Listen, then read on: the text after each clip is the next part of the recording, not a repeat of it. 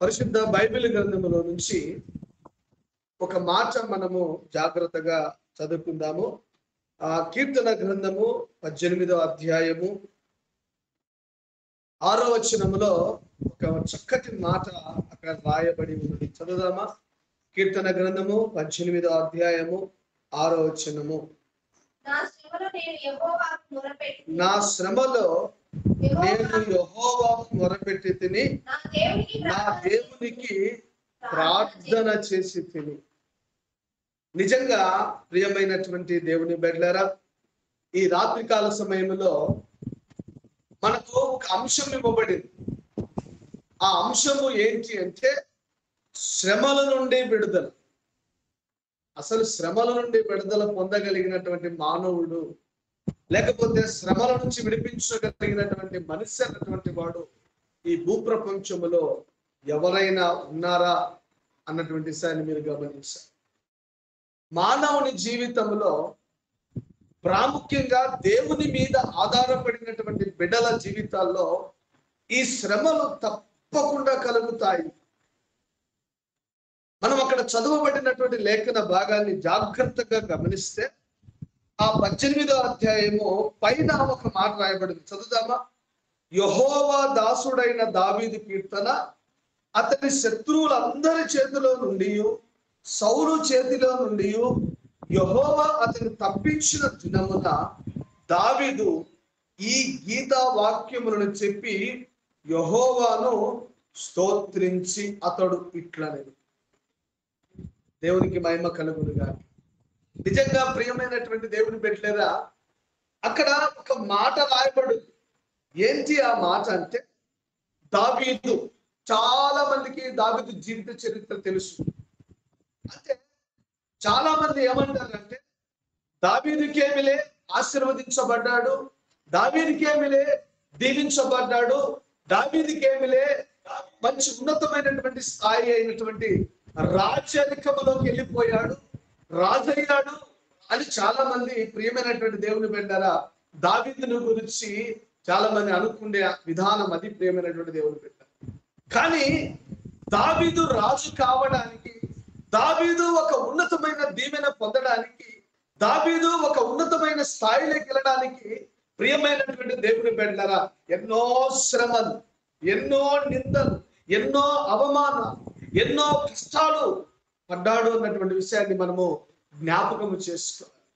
ఈ రాత్రికాల సమయంలో దేవుని వాక్యం వింటున్నటువంటి ఈ సిసిఎం కల్ ఆఫ్ కల్వరీ మినిస్ట్రీలో గ్రూప్ లో ఉన్నటువంటి ప్రతి కుటుంబ సభ్యునికి, లేకపోతే ఈ మాటలు వింటున్నటువంటి ప్రతి బిడ్డకు నేను చెప్పే మాట ఏందో తెలుసా? నీ శ్రమలో నువ్వు చేసే పని ఏంటి? లేకపోతే నీ శ్రమల నుండి నువ్వు విడిపించబడాలి అంటే, నీ శ్రమల నుంచి నువ్వు ప్రియమైనటువంటి దేవుని బిడ్డలారా తప్పించబడాలి అంటే ఏం చేయాలి తెలుసా? దావీదు జీవిత చరిత్రలో రాజైన తర్వాత ప్రియమైనటువంటి దేవుని బిడ్డలారా ఎన్నో నిందలండి, ఎన్నో శ్రమలు పొందాడు. అక్కడ మనం చదివితే అతని శత్రువులందరి చేతిలో నుండి, నిజంగా దావీదు రాజైన తర్వాత ఒక మనిషి ఉన్నత స్థాయిలోకి వెళ్ళినటువంటి తర్వాత అతనికి మిత్రుల కంటే ఎక్కువ ఎవరైతే తెలుసా? శత్రువులు ఎక్కువైపోతారు. ప్రేమైనటువంటి దేవుని బయట మన జీవితాల్లో కూడా చాలా మంది ఈ రాత్రికాల సమయంలో ఈ గూగుల్ మీట్ ద్వారా వాక్యాన్ని వినుచున్నటువంటి ప్రియ దేవుని బిడ్డలారా, కుటుంబ సభ్యులారా, దావీదు కూడా అదే చేశాడు. ఏం చేశాడు తెలుసా? శ్రమలు కలిగింది, కష్టము కలిగింది, నష్టము జరిగింది, కన్నీళ్లలో ఉన్నాడు. కానీ ఒక్కటే ఒకటి తెలుసుకున్నాడండి. ఏమని తెలుసుకున్నాడు తెలుసా? ఆ శ్రమలన్నిటిలో నుండి నన్ను విడిపించగలిగినటువంటి వాడు ఎవరు అంటే ఆయనే నజరేయుడైనటువంటి యేసుక్రీస్తు. ఈ రాత్రికాల సమయంలో దేవుని వాక్యం ఇచ్చినటువంటి దేవుని కుటుంబ సభ్యులారా, ఏ శ్రమలో ఉన్నావో, ఏ బాధలో ఉన్నావో, ఏ నిందలో ఉన్నావో, ఏ అవమానములో ఉన్నావో, ఈ రాత్రి మనిషికి చెప్పుకో మాకు నీ బాధ, కుటుంబ సభ్యులకు చెప్పుకో మాకు నీ సమస్య, నీ మిత్రులకు చెప్పాకు నీ శ్రమ. ఎవరికి చెప్పాలి తెలుసా? వినగలిగినటువంటి దేవాది దేవుడైన యేసుక్రీస్తు ప్రభువుకే నువ్వు నీ శ్రమను గురించి మాట్లాడితే ప్రతి శ్రమలో నుండి దేవుడు నిన్ను విడిపించుటకు సమర్థుడైనటువంటి దేవునిగా ఉన్నాడు. దేవునికి మహిమ కలుగునుగా. హల్లెలూయా. ఈ రాత్రి అందుకే అక్కడ రాత్రి అక్కడ రాయబడినటువంటి మాట ఏంటంటే అతని శత్రువులందరి చేతిలో నుండి, తర్వాత అన్నిటికంటే ప్రాముఖ్యంగా సౌలు చేతిలో నుండి. ఆ రాజు యొక్క జీవిత చరిత్ర ఎలా ఉందంటే ముందు గొయ్యి వెనక నుయ్యి. ఈ రాత్రి చాలా మంది జీవితాల్లో కూడా అదే జరుగుతూ ఉంటది. శ్రమలు శ్రమలు శ్రమలు శ్రమలు, కృంగిపోతా ఉంటారు. ఎంత డబ్బున్నోనికైనా కానీ శ్రమలు కలుగుతూనే ఉంటాయండి. అందుకే ఒక 3 మాటలు నేను చెప్పాలనుకుంటున్నాను, బాగా వినండి. మనిషి పుట్టి చచ్చేంత వరకు 3 విడిచిపెట్టవంట. మనిషి పుట్టి చచ్చేంత వరకు 3 విడిచిపెట్టవు. ఒకటి శ్రమలు విడిచిపెట్టవంట. ఏమి విడిచిపెట్టవు? శ్రమలు విడిచిపెట్టవు. 2 ఒకటి అప్పులు విడిచిపెట్టవు. 2 తిప్పలు విడిచిపెట్టవు. 3 నొప్పులు విడిచిపెట్టవు. ఒకసారి అందామా? ఒకటి ఏమి విడిచిపెట్టవు? అప్పులు విడిచిపెట్టవు. మనిషి చచ్చిపోయేంత వరకు ఒరే నీకు 1 లక్ష రూపాయలు ఇస్తానరా, లేకపోతే 1 కోటి రూపాయలు ఇస్తానరా, నీ అప్పులు ఏమైనా తీరుతాయంటే వాడు ఏమంటాడు తెలుసా? 1 కోటి రూపాయలు ఇచ్చావు, ఇంకొక 10,000 ఇచ్చింటే బాగుంటుంది కదా. ఎంత ఇచ్చినా మనిషికి ఏం తీరవు? అప్పులు తీరవని. తర్వాత తిప్పలు తిప్పలు పడాల్సిందే కుటుంబం కోసం, తిప్పలు పడాల్సిందే నీ శ్రమల కోసం. ఈ తిప్పలు సత్యాంత వరకు వదిలిపెట్టమండి. తర్వాత 1 అప్పులు, 2 తిప్పలు, 3 నొప్పులు. అయ్యా మోకాలు నొప్పులు, అయ్యా టాబ్లెట్ వేసుకున్నాను, ఈ రోజుకి మాత్రం నొప్పులు పోయాయా, ఇక కంటిన్యూషన్ గా పోతాయంటే నో, మళ్ళా రేపు వేసుకోవాల్సిందే, ఎల్లుండి వేసుకోవాల్సిందే, తర్వాత రోజు కూడా వేసుకోవాల్సిందే. అయితే ప్రియమైనటువంటి దేవుని బిడ్డలారా, వాక్యాన్ని వినిచినటువంటి దేవుని కుటుంబ సభ్యులారా, మనము శ్రమల నుంచి విడిపించబడాలి అంటే, కష్టాల నుంచి విడిపించబడాలి అంటే మనము ఎవరి మీద ఆధారపడాలి తెలుసా? మొట్టమొదటగా శ్రమల నుంచి విడిపించగలిగినటువంటి వాడు ఆయనే నజరేయుడైనటువంటి యేసుక్రీస్తు. నిజంగా దావీదు ఏమంటున్నాడు తెలుసా? నా శ్రమలో నేను యెహోవాకు మొరపెట్టి తిని, నా దేవునికి ప్రార్థన చేసి తిని. అసలు శ్రమలు ఎందుకు వస్తాయి తెలుసా? శ్రమలు ఎందుకు వస్తాయో తెలుసా? కొన్ని మాటలు చెప్తాను ఈరోజు, జాగ్రత్తగా వినండి. అందుకే కీర్తన గ్రంథము 16వ అధ్యాయంలో 4వ వచనంలో ఒక మాట,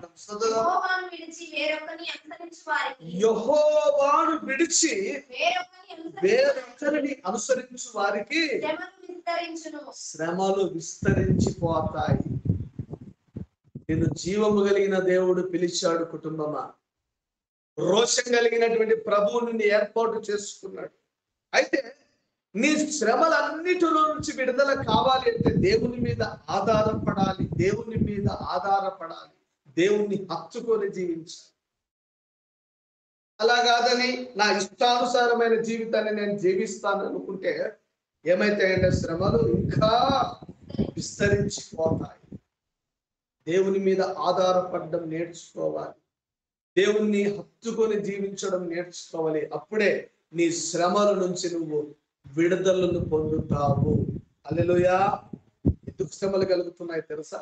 నువ్వు దేవుణ్ణి కాక, బాగా వినాలి, అక్కడ రాయబడినటువంటి మాట, యెహోవాను విడిచి వేరొకరిని అనుసరించిన వారికి శ్రమలు ఎక్కువైపోతాయి. బైబిల్లో దేవుని మీద ఆధారపడి ఆశీర్వదించబడినటువంటి వారు అనేక మంది ఉన్నారు. దేవుని మీద ఆధారపడి ఆశీర్వాదాలు పొందినటువంటి వారు చాలా మంది ఉన్నారు. ప్రియమైనటువంటి దేవుని బిడ్డ, ఒక రోజు అట్లా బాగా జాగ్రత్తగా వినండి, నేను ఒక మాట చెప్తాను. దేవుని మీద ఆధారపడినటువంటి ఒక కుటుంబం ఉంది.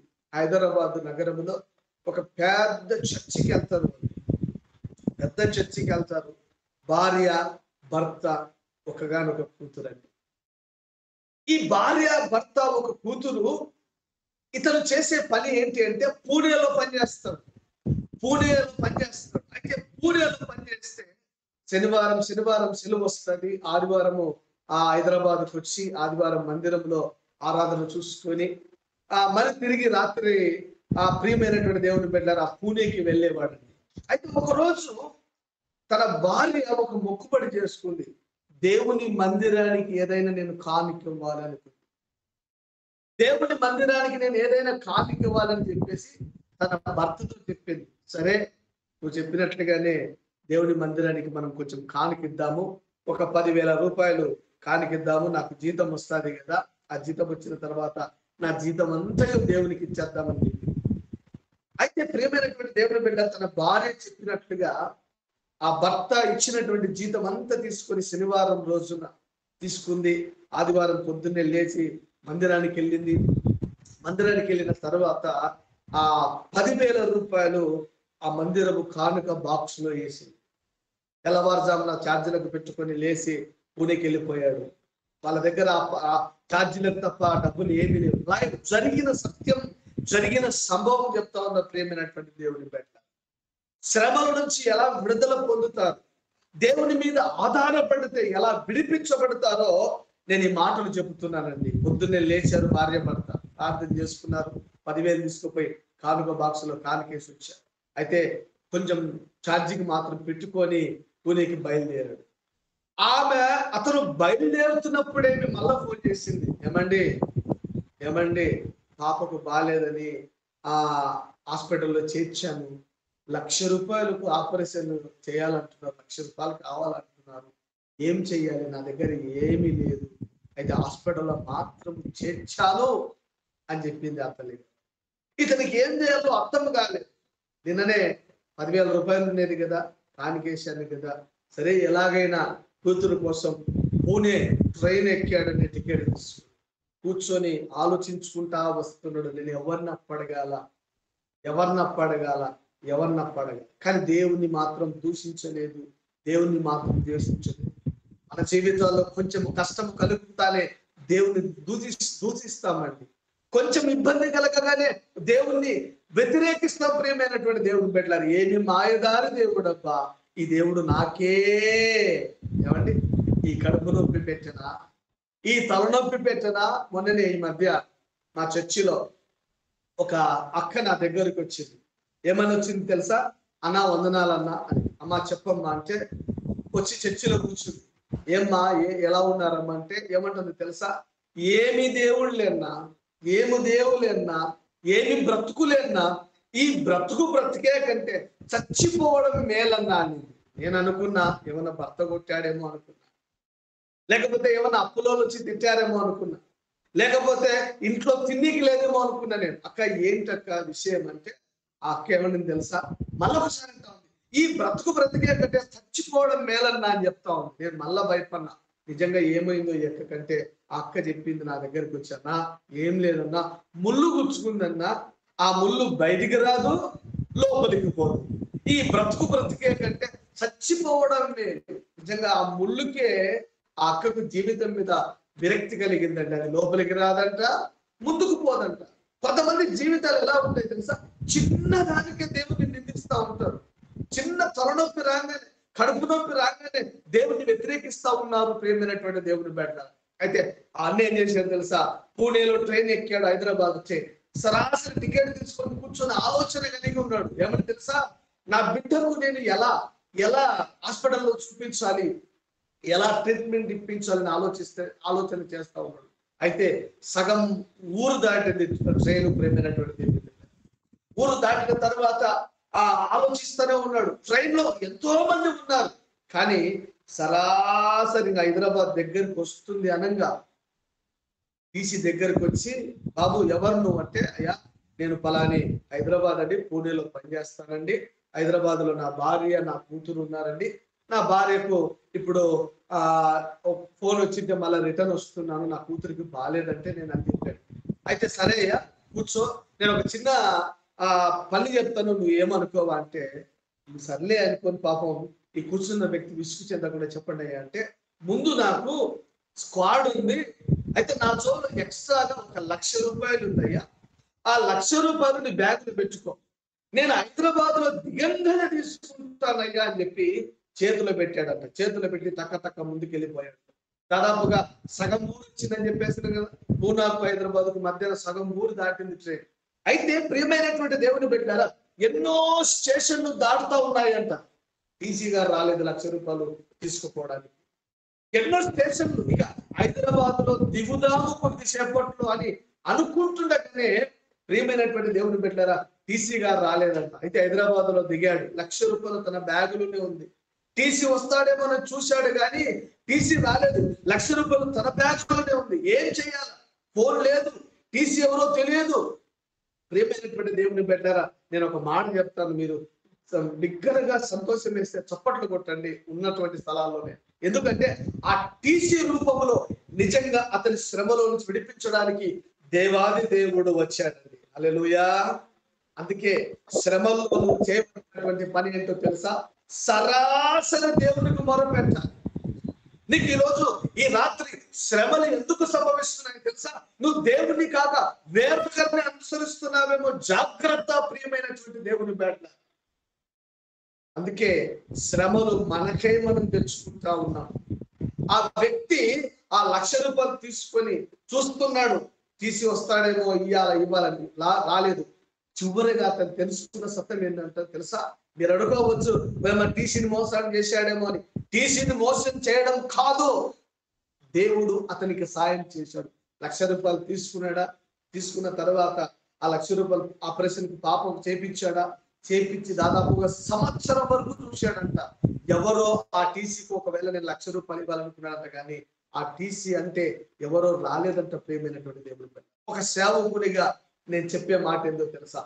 టీసీ రూపములో దేవుడే వచ్చి అతనికి సహాయం చేశాడు. హల్లెలూయా. ఈరోజు మనుషుల మీద ఆధారపడినావేమో, జాగ్రత్త. మనుషులకు నీ శ్రమ చెప్పుకుంటే ఒకవేళ వాళ్ళు ఏమైనా సాయం చేస్తారేమో అనుకుంటున్నావేమో. వారు సాయం చేస్తారు, ఆ కొద్ది వరకు మాత్రమే ఆ సాయం నీకు ఉంటుంది. కానీ శాశ్వతమైనటువంటి ఆశీర్వాదం నీకు కావాలి అంటే ఆ యేసుక్రీస్తు తప్ప ప్రపంచంలో సాయం చేయగలిగినటువంటి ఎవరు లేరండి. ప్రేమైనటువంటి ఎందుకో తెలుసా? మన శ్రమలన్నిటినీ ఆయన ముందే పొందాడు. బైబిల్ ఒక మాట చదువుదామా? లూకా రాసినటువంటి సువార్త, లూకా సువార్తలో ఒక మాట తీద్దామా? లూకా రాసినటువంటి సువార్త 9వ అధ్యాయము 22వ వచనంలో ఒక మాట చదువుదాం. లూకా సువార్త 9వ అధ్యాయము 22వ వచనంలో ఒకసారి చదువుదామా? ఏమనుంది? మనుష్య కుమారుడు బహు శ్రమలను పొంది పెద్దల చేతను, ప్రధాన యాజకుల చేతను, శాస్త్రుల చేతను విసర్జింపబడి చంపబడి 3వ దినమున లేచుట అగత్యమని చెప్పాను. మనుష్య కుమారుడు అంటే యేసుక్రీస్తు. యేసుక్రీస్తు నీకన్నా నాకన్నా ఈ శ్రమలు ఎట్టివండి. ఈ శ్రమలను చూసి భయపడ మాకు సహోదరి సహోదరుడు, ఆ కుటుంబ సభ్యుల నా జీవితంలో ఏమండి ఎన్నో శ్రమల నుండి ఈ సేవా పరిచర్యకు వచ్చాను. నన్ను దేవుడు ఈరోజు తలగా ఆశీర్వాదకరంగా దేవుడు నిలిపాడండి. ఎందుకు ఈ మాట చెప్తున్నాను తెలుసా? నా శ్రమలన్నిటినీ ఆయన ముందే పొందాడు. ఎలాంటి శ్రమలు తెలుసా? చదువుదాం మరొకసారి. మనుష్య కుమారుడు బహు శ్రమలు పొంది, ఎన్ని శ్రమలండి? ఎన్నో శ్రమలు పొందాడు. 1, 2 కాదు, ఎన్నో. అంటే అక్కడ రాయబడినటువంటి మాట, మనుష్య కుమారుడు బహు శ్రమలు పొంది పెద్దల చేతను, ప్రధాన యాజకుల చేతను, శాస్త్రుల చేత విసర్జింపబడ్డాడు. గాంటించి ఉమ్మేసుకున్నాడు. ఇప్పుడు బస్సులో ప్రయాణం వెళ్తా ఉంటాం, ఆ కిటికీ వారంబడి కూర్చొని ఉంటాం. ఒకవేళ కిటికీ వారంబడి కూర్చొని ఒకవేళ అన్నాం అనుకో, ఆ ఎంగిలి వచ్చి మన మీదనే పడింది అనుకో, నా ఎంగిలే ఇది అని మళ్ళా తింటావా? నోట్లో పెట్టుకుంటావా? పెట్టుకో. చీ అంటాం. అంటే మన ఎంగిలే మనకు గలీజ్ అన్నప్పుడు ఎదుటివాడు ఏం చేశాడు తెలుసా? గాంధించి అని యేసు ప్రభు ముఖం మీద ఉమ్మితే ఎలా ఉన్నాడు తెలుసా?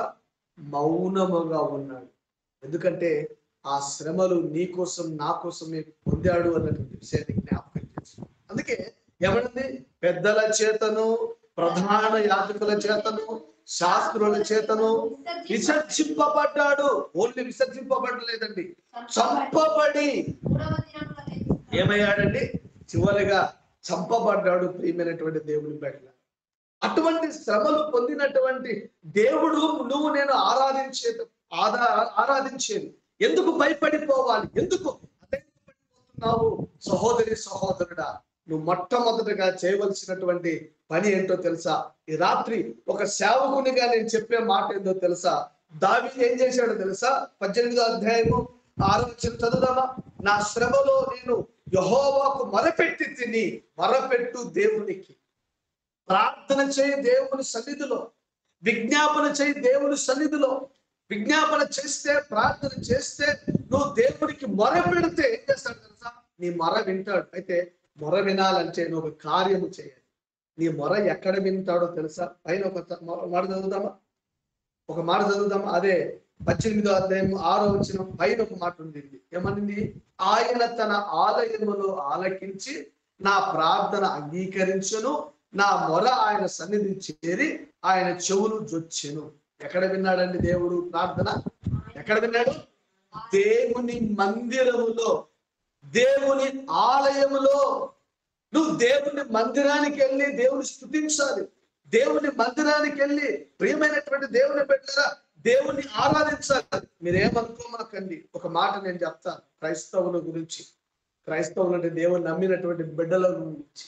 ఒక ఆమెను అడిగితే, అమ్మా ఏమ్మా ఆదివారం మందిరానికి రాలేదంటే, మీరేమనుకోకండి, మా ఆయన కేజీన్నర చికెన్ తెచ్చాడు, అందుకే నేను మందిరానికి రాలేదు. ఆయన మందిరానికి పోయేసరికి నేను వండి పెట్టాలా కదా అన్న. సాకులు చెప్పమాకండి. ఈరోజు నీకు ఎందుకు శ్రమలు విస్తరించిపోతున్నాయి తెలుసా? నువ్వు శ్రమ నుంచి ఎందుకు విడిపించబడలేదో తెలుసా? దేవుని మందిరాన్ని విడిచిపెడుతున్నావు. నీ ప్రార్థన వినగలిగినటువంటి స్థలం ఏదో తెలుసా? దేవుని మందిరం. అక్కడ రాయబడినటువంటి మాట, ఆయన తన ఆలయములో ఆలకించి. దేవుని మందిరములో దేవుడు ఉండి, దేవుడు నీ శ్రమలో నీ ప్రార్థన వినగలిగినటువంటి దేవుడు. వినడమే కాదు, ఆలకించగలిగినటువంటి దేవుడు. అటువంటి దేవుణ్ణి నువ్వు నేను ఆరాధిస్తున్నామన్న విషయాన్ని జ్ఞాపకం చేసుకో. దేవుని విడిచి ఎవరిని ఆశ్రయిస్తున్నావో మానవుని జీవితం ఎలా ఉంటుంది తెలుసా? పెట్టేదానికి పెట్టారండి, ఖర్చు చేసేదానికి ఖర్చు చేయరు. దేవునికి ఇచ్చే విషయంలో అయితే పిసినారులుగా ఉంటారు. ఒక మాట చెప్తాను, ఇద్దరు పిసినారులు ఉన్నారట. ఆ ఇద్దరు మట్టి పని చేసేవారంట. మట్టి పని చేసే వాళ్ళ దగ్గర ఏముంటదండి? ఒక పెద్ద గడ్డపార ఉంటుంది. ఏముంటది చూడండి, ఇదే గడ్డపార అనుకోండి, ఒక పెద్ద గడ్డపార. ఈ గడ్డపార 8 గంటలకు పోయారంట పనికి, ఇద్దరు చేత పట్టుకొని. వాళ్ళ గురించి ఏమనుకుందాం అంటే పిసినారోళ్ళు అనుకుందాం, వాళ్ళకి ఒక పేరు పెట్టుకుందాం. ఈ పిసినారోళ్ళు ఇద్దరు మట్టి పనికి పోయారు. 8కి పోయారు, ఎండ వస్తా ఉంది, 9 అయింది. 9 గంటలకు భోంచేద్దామని చెప్పేసి గడ్డపారని ఇట్లా నిలబెట్టి భోంచేయడానికి వెళ్ళారు. భోంచేస్తూ ఇద్దరు భోజనం ముగించుకున్న తర్వాత సరే పని చేద్దామని వాళ్ళలో ఒకడు ఆ గడ్డపారను చేత పట్టుకుంటే ఇట్లా పట్టుకున్నాడట. పట్టుకొని చూసి, అయ్యో ఒరే గడ్డపారకు జ్వరం వచ్చిందిరో అన్నాడట. వాళ్ళని ఏమని పేరు పెట్టుకుందాం?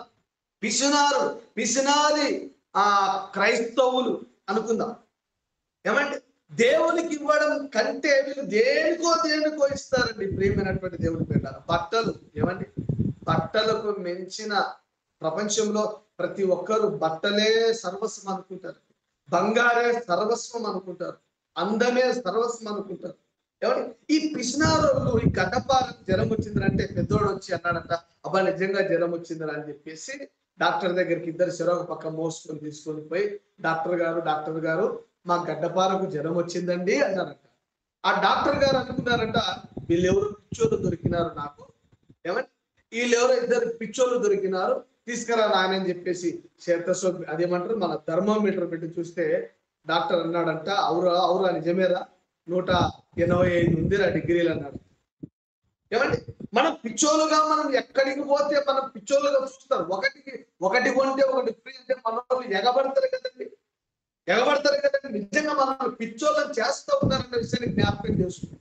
డాక్టర్ అన్నాడంట, నిజంగా గడ్డపారకు 125 డిగ్రీలు జ్వరం వచ్చింది, అయితే నేను ఒక ట్రీట్మెంట్ చెప్పాలనుకుంటున్నాను, ఫీజు ముందే వేయండి, మళ్ళీ తర్వాత ఇస్తారో లేదో అని చెప్తే, ఈ గడ్డపార మన ఊరి బయట ఒక చెరువు ఉంది కదా, ఆ చెరువులో మీరు ఏం చేస్తారు తెలుసా? ఇద్దరు తీసుకుపోయి ఇలా అడ్డం ముంచి పైకి రాకుండా కాళ్ళతో ఒత్తి పట్టుకోండి అన్నాడు.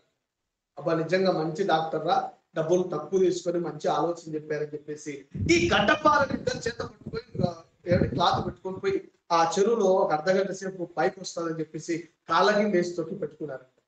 ఒక అర్ధగంట సేపు ఉన్న తర్వాత పైకి తీసి చూస్తే నిజంగా డాక్టర్ గారు మంచోడు డాక్టరు, మంచి సలహా, ఫీజు తక్కువైనా కానీ మంచి సలహా తీసుకున్నా, మంచి సలహా ఇచ్చాడు అనుకున్నారు. అయితే తర్వాత కొద్ది రోజులకు పెద్దోడు చిన్నోడు ఇంటికి పోగానే పెద్దోడు అంటున్నాడంట, ఒరే చిన్నోడా నీ వదినకు బాగాలేదంటారా, ఏమైందంటే జ్వరం వచ్చిందంటారా, మొన్న చూపించిన డాక్టర్ దగ్గరికి పోయి చూపిద్దామా అంటే చిన్నోడు అన్నాడంట, ఒరే పనికిమాలనోడా, ఆ డాక్టర్ దగ్గరికి పోతే ఫీజు ఎక్కువ తీసుకుంటాడు, లేకపోతే ఫీజు తీసుకుంటారా. ఏం చెప్పాడు, గడ్డపాలకు జ్వరం వచ్చినప్పుడు ఏం చెప్పాడు, చెరువు దగ్గరికి తీసుకుపోయి చెరువులో ఇట్లా కాళ్ళ కింద పెట్టుకొని పైకి రాకుండా చూస్తే జ్వరం పోతుంది అన్నాడా, వదిలేని కట్టేయన్నాడు. ఏమండి, వదిలిన కాళ్ళు చేతులు కట్టేశాడు, గట్టిగా అరుస్తాదేమో అని చెప్పేసి నోట్లో కచ్చి పూక్కాడు. ఇద్దరు శరక కాళ్ళు ఒకరు భుజం ఒకరు పట్టుకొని ఓహో అని పట్టుకొని ఆ చెరువు దగ్గర తీసుకుపోయిన తర్వాత ఆమె అరుస్తాదేమని చెప్పేసి నోట్లో ఏం పెట్టారు, కచ్చి పెట్టారు. చెరువు దగ్గర తీసుకుపోయి ఇద్దరు ఆమెను పడుకోబెట్టి పైకి వస్తారేమో అని చెప్పేసి ఇద్దరు కాళ్ళ కింద వేసుకొని కూర్చారంట. ఒక గంట సేపు అయింది, ఉంటుందంట. అంటే నేను ఎందుకు ఈ మాట చెప్తున్నాను అంటే, దేవుని పిల్లలుగా మనం పెట్టవలసినటువంటి దానికి సమయం ఇవ్వవలసినటువంటి దానికి సమయం ఇవ్వలేమండి. మన ఉద్యోగాలే మనకు ప్రాముఖ్యత కావచ్చు, మన బంగారే మనకు ప్రాముఖ్యత కావచ్చు, మన ఇల్లే ప్రాముఖ్యత కావచ్చు, కానీ వీటన్నిటికంటే దేవుని మందిరము, దేవుని సన్నిధి చాలా ప్రాముఖ్యం అన్నటువంటి విషయాన్ని జ్ఞాపకం చేసుకో. అందుకే బైబిల్లో ఏమంటుంది తెలుసా, ఆయన తన ఆలయములో ఆలకించి నా ప్రార్థన అంగీకరించెను. నిజంగా నీ ప్రార్థన ఈ రాత్రి నీ ప్రార్థన నుంచి విడిపించబడాలి అంటే, అందుకే నీ ప్రార్థన నుంచి నువ్వు నీ శ్రమల నుంచి నా ప్రియమైనటువంటి దేవుని బిడ్డ నువ్వు విడిపించబడాలి అంటే దేవుని స్తుతించాలి. ఒకటో మాట. రెండో మాట చెప్పి నేను ముగిస్తా. ఏముందో తెలుసా, సామెతల గ్రంథం చదువుదాము ఒకసారి. సామెతల గ్రంథము 21వ అధ్యాయము, సామెతల గ్రంథము 21వ అధ్యాయము 33వ వచనం చదువుదాము ఒకసారి. 23 సామెతల గ్రంథం 21, 23 చదువుదాము. నోటిని నాలుకను భద్రము చేసుకునేవాడు శ్రమల నుండి తన ప్రాణమును కాపాడుకోను. ఇది చాలా ప్రాముఖ్యమైనటువంటిది అన్నటువంటి విషయాన్ని జ్ఞాపకం చేసుకో. నోటిని నాలుకను చాలా జాగ్రత్తగా చేసుకోవాలి. మీరేమనుకో మాకంటే ఒక మాట చెప్తాను. దైవజనుడు ఎంఎస్టి వేదన్ బాబు సార్ గారి గురించి ఒక మాట చెప్పాలని ఆశగా. సార్ ఎవరినే కానీ ఏమన్నాడు, ఎవరినే కానీ దూషించడు, ఎవరినే కానీ వ్యతిరేకించడు. చిన్న బీద సేవకుడు పోయినా కానీ అతన్ని ప్రేమించి ప్రార్థన చేయించుకొని కాలకిచ్చుకుంటాడు. దేవునికి మహిమ కలుగును గాక, దేవునికి మహిమ కలుగును గాక. తన నోటి మాట చేత కూడా ఎవరిని అంటే ఇతరులను కూడా ఒక్క పల్లెత్తు మాట కూడా అనడు ప్రేమైనటువంటి దేవుడు. అందుకే అక్కడ రాయబడినటువంటి మాట ఏదో తెలుసా, నువ్వు శ్రమల నుంచి విడిపించబడాలి అంటే ఈ రాత్రి అమలారా, అయ్యలారా, అన్నలారా, కుటుంబ సభ్యులారా, నోటిని నాలుకను నువ్వు చాలా భద్రము చేసుకోవాలి, జాగ్రత్తగా చేసుకోవాలి. ఎప్పుడైతే ఈ నోటిని నాలుకను భద్రము చేసుకుంటావో శ్రమల నుంచి నువ్వు విడుదల పొందుతావు. అటు కృప దేవుడు నీకు దయచేయును గాక. ఈ రాత్రి అపోస్తుడైనటువంటి పౌలు ఎన్నో శ్రమలకున్న ప్రయాణం, ఎన్నో ఇబ్బందుల మధ్య. అందుకే దేవాది దేవుడు అతని గురించి ఒక మంచి సాక్ష్యం చెప్పాడు. చదువుదామా? అపోస్తుల కార్య గ్రంథము 9వ అధ్యాయము 16వ వచనం. అపోస్తుల కార్య గ్రంథము 9వ అధ్యాయము 16వ వచనం చదవండి ఒకసారి. అపోస్తుల కార్య గ్రంథం 9:16 చదువునా? ఇతడు నా నామము కొరకు ఎన్ని శ్రమలు అనుభవింపవలెనో నేను ఇతనికి చూపుదనని అతనితో చెప్పాను. నిజంగా ప్రియమైనటువంటి దేవుని బిడ్డ, దేవుడే సాక్ష్యం చెప్తున్నాడు. అపోస్తుడైనటువంటి పౌలు ఎన్నో శ్రమల పాలవుతాడు, ఎన్నో నిందల పాలవుతాడు. అందుకే అందుకే ప్రియమైనటువంటి దేవుని బిడ్డలారా, ఈ అపోస్తుడైనటువంటి పౌలు జీవిత చరిత్ర చదివితే ఏడుపు వస్తుంది. ఎన్నో శ్రమలండి, ఎన్నో ఇబ్బందులు, ఎన్నో కష్టాలు, ఎన్నో కన్నీళ్లు. అయితే ఈ కన్నీళ్ళ నుంచి విడిపించబడి ఒక మంచి నాయకునిగా దేవుడు అతన్ని తీర్చిదిద్దాడు. ఈ రాత్రి నీ జీవితంలో శ్రమల నుంచి విడుదల పొందాలి అంటే, శ్రమ నుంచి విడిపించబడాలి అంటే, ఒకటి, నువ్వు శ్రమలో దేవునికి మొరపెట్టాలి. రెండు, నోటిని నాలుకను నువ్వు భద్రం చేసుకోవాలి. అప్పుడే నువ్వు శ్రమల నుంచి విడిపించబడతావు. దావీదు జీవిత చరిత్ర మనం 18వ అధ్యాయం చదివితే దేవుడు దావీదు ఏమంటున్నాడు తెలుసా? ఒకసారి చదువుదామా. పర్వతముల పునాదులు వణికెను, ఆయన కోపింపగా అవి కంపించెను.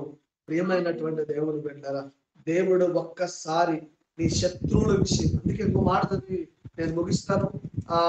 ఒక మాట అదే 17వ అధ్యాయము, కీర్తన గ్రంథం 17వ అధ్యాయం నేను చెప్పు ముగిస్తాను. 17వ అధ్యాయము 12వ వచనం చదువుదాం. వారు చీల్చుటకు ఆతురపడి సింహము వలనే చాటైన స్థలములలో పొంచు కొదమసింహం వలె ఉన్నారు. ఎవరంట? శత్రువుల విషయమే దావీదు మాట్లాడుతూ దేవుని సన్నిధిలో అంటూ ఏమంటున్నారు తెలుసా? వారు ఎలా ఉన్నారు అంటే, నన్ను చీల్చుటకు. ఒక పాట ఉంది తెలుసా మీకు? ఏ పాట అంటే, రాజులకు రాజా రాజా యేసు రాజా, దేవతలకు దేవుడా యెహోవా దేవుడా. అందులో లోకమంత ముళ్ళ పొదలు నన్ను చీల్చివేయును. ఏమండి? నీవు పరమ కుమ్మరివై నన్ను కాపాడు, పగలకుండా కాపాడుమా, ఈ మట్టి పాత్రను కాల్చకుండా కాపాడుమా. ఏమండి? మనుషులు అన్నటువంటి వారు ఎలాంటి వారు అంటే, అవతలోడు చెడిపోవాలి, అవతలోడు పడిపోవాలి, అవతలోడు నాశనము కావాలని చూస్తారు. జాగ్రత్త. దావీదు కూడా ప్రేమైనటువంటి దేవుని బిడ్డలారా, మనుషుని గురించి ఒక మాట రాశాడు. ఏమని తెలుసా? వారు చీల్చుటకు ఆతురపడు సింహము వలె. నిన్ను శ్రమల పాలు చేయడానికి అపవాది ఎక్కడ ఉంటుందో తెలుసా? నీ పక్కనే ఉంటాడు.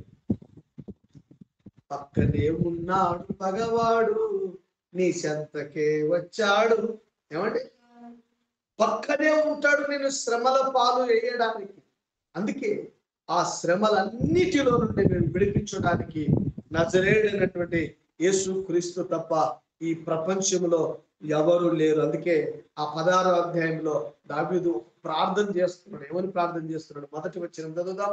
దేవా, నీ శరణు వచ్చి ఉన్నాను, నన్ను కాపాడు, నీవే ప్రభువు, నీకంటే నాకు క్షేమాధారం ఏది లేదని యెహోవాతో నేను మనవి చేస్తున్నాడు. అమలారా, తమ్ములారా, చెల్లెలారా, అక్కలారా, కుటుంబ సభ్యులారా, నా 2 చేతులు జోడించి నేను చెప్తున్నానండి. ఏ శ్రమలో ఉన్నావో, నీవు ఏ ఇబ్బందులో ఉన్నావో, ఏ కష్టములో ఉన్నావో, ఈ రోజు ఈ రాత్రే ఇక చివరి రాత్రి నువ్వు అనుకుంటున్నావేమో, భయపడమాకు, అధైర్యపడమాకు. నా గురించి నేను ఒక్కటే సాక్ష్యం చెప్తాను. ఏంటో తెలుసా? నా జీవితం అంతా పాడైపోయింది. కొన్ని సంవత్సరాల క్రిందట నా జీవితం అంతా పాడైపోయింది. నా ఆస్తి, తల్లిదండ్రులు ఇచ్చినటువంటి ఆస్తి అంతా పోగొట్టుకున్నాను. చివరి క్షణంలో దేవుడు నాతో మాట్లాడాడండి. చివరి క్షణంలో దేవుడు నాకు నా శ్రమ నుంచి విడిపించాడండి. ఈరోజు నిజంగా ఈ మందిరము పరిచర్య చేయడమే ఏంటో నాకు ఒకసారి అర్థం కాదు. నిజంగా దేవుడు నా శ్రమలన్నిటిలో నుండి నాకు తప్పించి దేవుడు నాకు ఒక మంచి విడుదలనిచ్చాడు. ప్రేమైనటువంటి దేవుడు, ఎవరిని నమ్మమాకు, ఎవరిని ఆశ్రయించమాకు, ఎవరి దగ్గరికి పోయి నీ సమస్యలు చెప్పుకోమాకు. వీలైతే ప్రార్థన వినగలిగినటువంటి దేవుడు మనకున్నాడు. అందుకే దావీదు అంటున్నాడు, ఏమంటున్నాడు తెలుసా? నీకంటే నాకు క్షేమాధారం ఏదీ లేదని. దేవుడు తప్ప భూప్రపంచంలో క్షేమంగా చూసుకునే దేవుడు ఎవడు లేడండి. ఈ రాత్రి అట్టి క్షేమము దయచేయగలిగినటువంటి దేవుడు, నీ శ్రమల అన్నింటిలో నుంచి విడుదల దయచేయగలిగినటువంటి దేవుడు మనకు ఉన్నాడు. దేవుడు ఈ చిన్ని మాటలు దీవించి ఆశీర్వదించుగాక. ప్రార్థన చేద్దాం. పరిశుద్ధ ప్రేమ కలిగిన సుప్రభువా, నీ పరిశుద్ధ నామానికి వందనాలు.